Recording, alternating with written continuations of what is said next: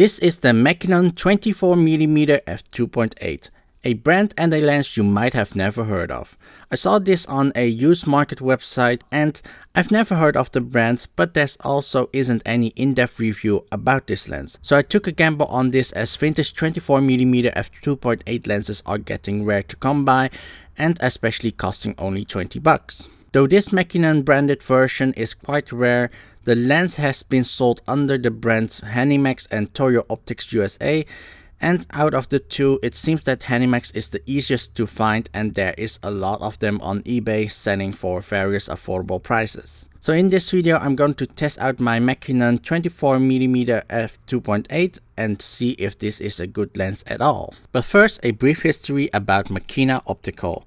It was a Japanese company founded in 1967. Makinon made OEM lenses for distributor brands like Vivitar, Hanimex and Toyo Optics. In 1974, they started selling lenses under their own brand name Makinon. Their strategy was to sell affordable but high-performance lenses. Makinon Optical stopped operations in the 1980s as consumers switched to the autofocus camera systems. Before I'm able to test this lens, let's do a simple Cine Mod. The focus ring of this lens has a diameter of 62mm, so the seamless gearing I place on this lens is the chungdha 59 to 61mm, which gives you a good snug fit, as one size larger is a bit too loose. The front filter thread of this lens is 55mm and I placed a 55 to 77mm 18mm OD ring on it, and it fits well with the rest of my lenses. The version of this lens that I've bought has a Pentax K mount and I adapted it to EF.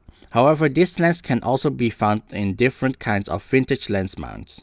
It being 24mm, of course, it's a great lens for capturing wide cityscapes and landscapes, getting those nice establishing shots. While wide open, the sides of this lens is a bit soft, but not really distractingly soft like other lenses, but definitely focus sharp right in the center of the image. There is some barrel distortions, but in most images it's not really that noticeable.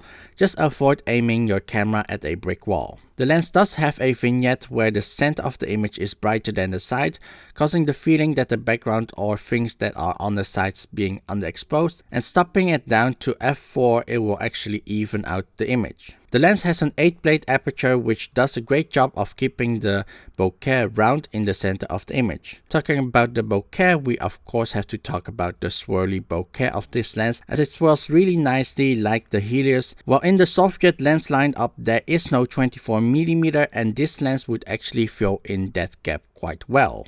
To get the swirl, you would need to move closer to your subjects, as in the medium shots there is a hint of swirl, but mostly giving you a slightly out of focus background with an anamorphic like texture, especially when we letterbox the shot to scope. In the close-up is where you really see the swirl happening behind your subjects, but the minimum focus of this lens is 25cm, which means you can get really in the face of your subjects and get a really close-up shots where the ovals are big and oval. But also at the closest focus you can get really interesting looking images, especially filming through tall wheatgrass. This lens does suffer from quite strong lens flare and haze, and it's noticeable that the haze and flares aren't neutral and add a bit of a warming effect to the image.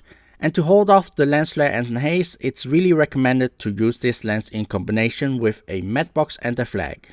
Also at night it is recommended to still use a matte box, as it's a wide angle lens and bright lights from street lights can cause the image to haze and capture unwanted lens flares. And also headlights from cars can cause an unwanted lens flare. It being an f2.8 lens, filming at night I had to bump up the ISO to 3200 to get a decent exposure.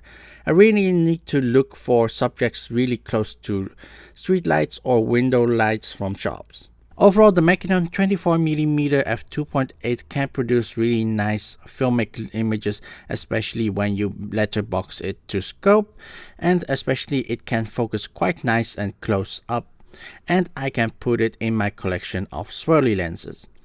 Something I also found out by opening the lens and checking the elements, it seems to have a very similar lens schematics to the Minolta MC Rocker 24mm f2.8, having 9 elements in 7 groups, and also very similar warm lens flare. though from online research I could not find any connections between the two companies. So it'd be interesting if somebody knows more actually about this and actually could clarify it in the comments. So thank you all for watching this video. If you have any questions, comment it below and I'll see you in the next video. Bye bye.